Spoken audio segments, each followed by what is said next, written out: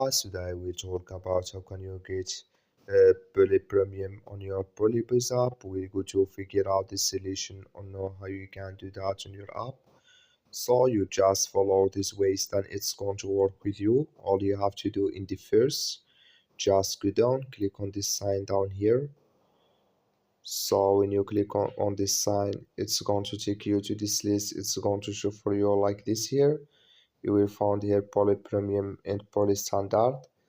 So you choose any of this, then you click on subscribe here. So then it's going to take you to this list here. You will find here per month and half year and per year. So then you just click on subscribe here.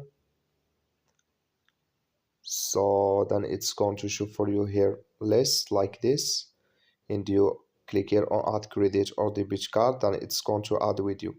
That's all you have to do. Thank you for watching. Don't forget to support us by like and subscribe.